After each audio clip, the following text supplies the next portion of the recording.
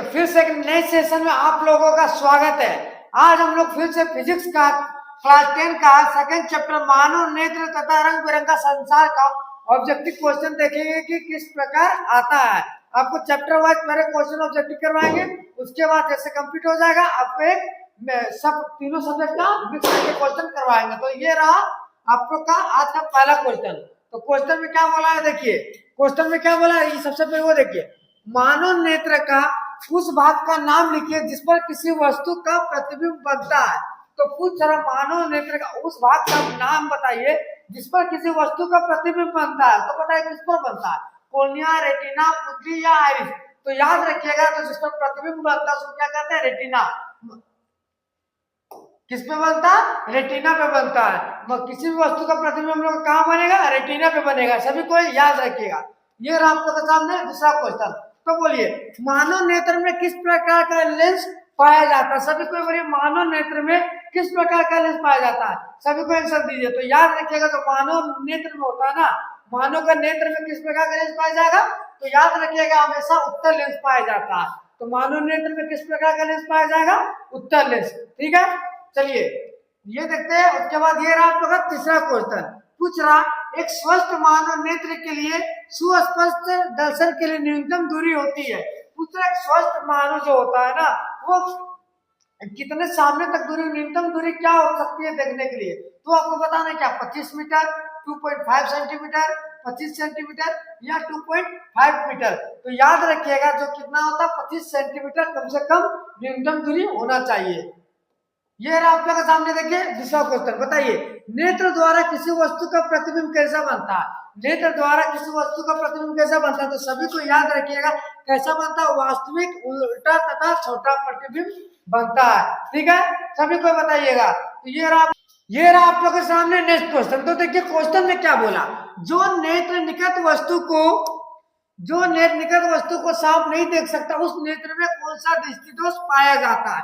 तो सबसे पहले अधिकतम विश्लेषण जो करते हैं ना, क्या कहते हैं, निकट वस्तु को देखते हैं, निकट वस्तु को सबसे पहले तो ऐसा करते हैं तो निकट दृष्टि दोष टिक कर देते हैं, जो कि आपका गलत हो जाता है। तो याद रखिएगा, आपका निकट वस्तु को पूछेगा तो इसका अपोजिट क्या होता है, सामने का अपोजिट क्या होता है, दूर। तो हमेशा याद रखिएगा अगर निकट वस्तु को पूछेगा तो कौन सा दोष पाया जाएगा, उसको दूर दृष्टि दोष पाया जाएगा। और पूछेगा कि दूर रखी वस्तु को साफ नहीं देख पाता, और उसी तरह से आपसे पूछ देगा बताइए दूर रखी वस्तु को साफ नहीं देख पाता, तो याद रखिएगा दूर का क्या होता है, उसको कौन सा दृष्टि दोष होगा, निकट दृष्टि दोष।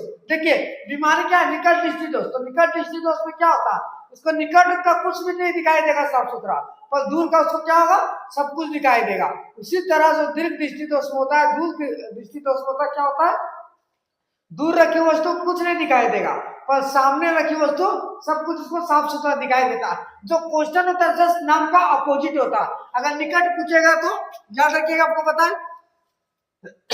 तो ये रहा आप लोगों के सामने नेक्स्ट क्वेश्चन। क्या बोला, किस लेंस का उपयोग कर दीर्घ दृष्टि दोष को संशोधित किया जाता है। पूछा कौन सा रेंज का हम लोग यूज करके जो दीर्घ दृष्टि दोष होता है उसको हम लोग दूर करते हैं। तो आज आपको एक ट्रिक बताते हैं कि ट्रिक सब कैसे याद रखिएगा। एक ट्रिक करना, इसी में एक नाम याद रखना है। कौन सा नाम है, उसका नाम क्या है, ना डू। नाम क्या याद रखना, ना डू। ये नाम सबको याद रहेगा, जिससे आपको अगर बहुत जन कंफ्यूज हो जाते हैं कि दीर्घ दृष्टि दोष में कौन सा लेंस लगता है और निकट दृष्टि दोष में कौन सा लेंस लगता है, तो उसके लिए एक फॉर्मूला बता रहे हैं आपको, क्या, नाडू। ये नाम सभी को याद होना चाहिए। तो नाडू देखिए, नाम मतलब क्या होगा, नाम मतलब आपका क्या होगा, देखिए नाम मतलब जो होगा ना आपका, नाम मतलब होगा आपका निकट। नाम मतलब क्या होगा, निकट। और आ मतलब क्या होगा, अवतर। तो बताइए निकट के लिए कौन सा लेंस लगेगा, अवतर लेंस। उसी प्रकार डी का मतलब क्या होता है, दूर। और यू मतलब क्या होगा, देखिए नाम मतलब निकट, आउटर लेंस दूर, ना डू, डी से दूर, यू क्या बोले, उत्तर लेंस, ऊ मतलब उत्तर लेंस। तो आया समझ में, ना डू। ये याद रखना, निकट के लिए अवतर लेंस और दूर के लिए उत्तर लेंस। तो आपको किसके लिए पूछा, दीर्घ दृष्टि दोष के लिए। तो दीर्घ दृष्टि दोष के लिए कौन सा लेंस लगाया जाएगा, दीर्घ दृष्टि दोष के लिए उत्तर लेंस। तो ऑप्शन बी आपका करेक्ट दिख रहा है। अवतर लेंस में किस प्रकार का निर्माण करते हैं, निकट दृष्टि दोष के लिए हम लोग अवतर लेंस लगाते हैं। आया समझ में। तो चलिए ये आप लोग के सामने नेक्स्ट क्वेश्चन, इसका आंसर सभी को बताइए।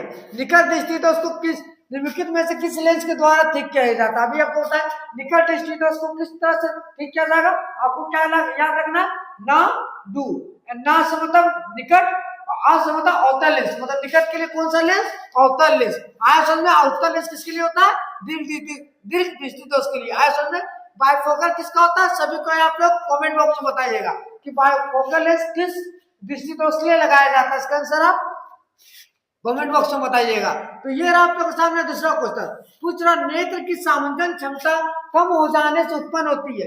पूछ रहा अगर नेत्र की मेरा सामंजन क्षमता कम हो जाती है तो उससे कौन सा बीमारी मेरा उत्पन्न होता है? तो याद रखिएगा उससे जो बीमारी उत्पन्न होता है उसका नाम क्या, जरा दृष्टि दोष। ये बीमारी जो होता है अक्सर क्या बुढ़ापे में मतलब उम्र बढ़ने के साथ होता है, ये उम्र बढ़ने के साथ ये बीमारी अक्सर होता है, याद रखिएगा। ये आपके सामने नेक्स्ट क्वेश्चन पूछा, किसी प्रिज्म से आपतित प्रकाश किरणें क्या होती है? प्रिज्म के आधार के समांतर होती है या पास पृष्ठों के समांतर होती है, अभिरम से दूर चली जाती है, अभिरम की ओर झुक जाते हैं? तो याद रखिएगा क्या होता है, प्रिज्म के आधार के समांतर हो जाती है, सभी को याद रखिएगा।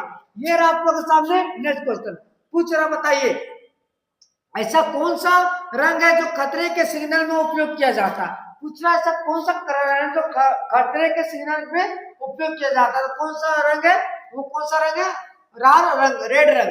तो लाल रंग का क्या होता है ना, तरंग देर ज्यादा होता है, तरंग देर ज्यादा होता है इसलिए हम लोग लाल रंग को यूज करते हैं। आप देखे होंगे कहीं भी स्टॉप के लिए हम लोग कौन सा कलर यूज करते हैं, रेड कलर यूज करते हैं।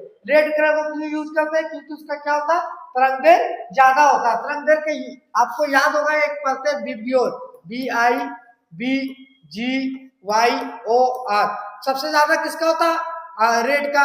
फिर देखिए ऑरेंज, वाई, येलो, मतलब ऐसे मेरा पैटर्न जाता है। सबसे ज्यादा तरंग किसका होता है, ये रेड का। इसीलिए हम लोग क्या होता है, हम लोग खतरे के सिग्नल में लाल रंग को यूज करते हैं। हम लोग ट्रेन देखते होंगे, कहीं भी आप स्टॉप भी देखते हैं, जो ट्रैफिक रहता है इसको स्टॉप सिग्नल क्या होता है, रेड। रेड क्या होता है, दूर से ही सभी को दिखाई देता है, क्यों, क्योंकि उसका तरंग देर ज्यादा होता है समझ में। तो ये रहा आप लोगों के सामने नेक्स्ट क्वेश्चन, बताइए पूछ रहा तरंग दैर्घ्य को सामान्यतः व्यक्त किया जाता है। तरंग दैर्घ्य का आपसे ऐसा यूनिट पूछ रहा कि क्या होता है, तो याद रखिएगा इसका ऐसा यूनिट क्या होता है, आपका मीटर होता है, सभी को याद रखिएगा। ये रहा आपके सामने नेक्स्ट क्वेश्चन, पूछ रहा तारे का टिमटिमाना के कारण है। तारे किसके कारण टिमटिमाते हैं, बताइए। वायुमंडलीय परिवर्तन, कुल परिवर्तन, वायुमंडलीय अपवर्तन या प्रकाश के परिकलन। तो सभी को याद रखिएगा जो तारे टिमटिमाते किसके कारण टिमटिमाते हैं, वायुमंडलीय अपवर्तन के कारण तारे टिमटिमाते हैं, याद रखिएगा सभी को। ये रहा आप लोगों के सामने नेक्स्ट क्वेश्चन, पूछ रहा ओजोन परत किस हानिकारक विकिरण से पृथ्वी को सुरक्षा प्रदान करती है? किससे सुरक्षा प्रदान करती है, तो सभी को याद रखिएगा पराबैंगनी विकिरण से सुरक्षा प्रदान करती है। ये रहा आप लोगों के सामने नेक्स्ट क्वेश्चन, तो सभी को बताइए किस रंग का तरंग दैर्घ्य सबसे बड़ा, मतलब किसका तरंग दैर्घ्य सबसे अधिक है? अभी आपको बताया इसका तरंग दैर्घ्य सबसे अधिक होता है, आपका लाल रंग का जो तरंग दैर्घ्य होता है सबसे अधिक होता है। आपको ये भी बताया विब्ग्योर, याद रखिएगा BIBGYOR, सबसे ज्यादा आर का, उसका ऑरेंज, येलो, ग्रीन, ब्लू, याद रखिएगा। इसके सबसे ज्यादा किसका होता है, लाल का, इसलिए हम लोग इसको खतरे के सिग्नल में भी यूज करते हैं। तिंदर प्रभाव प्रकाश की कौन सी परिघटना को प्रदर्शित करता है? तिंदर प्रभाव प्रकाश की कौन सी परिघटना को प्रदर्शित करता है? तो सभी आपको याद रखिए किसको प्रदर्शित करता है, प्रकाश का परिकलन को प्रदर्शित करता है। तो ये हम लोग का आज का क्वेश्चन, आज का लेक्चर कंप्लीट होता है। तो अगर सभी को वीडियो अच्छा लगा तो वीडियो को लाइक और चैनल को सब्सक्राइब सभी को कीजिएगा। तो मिलते हैं नए सेशन में फिर से, धन्यवाद।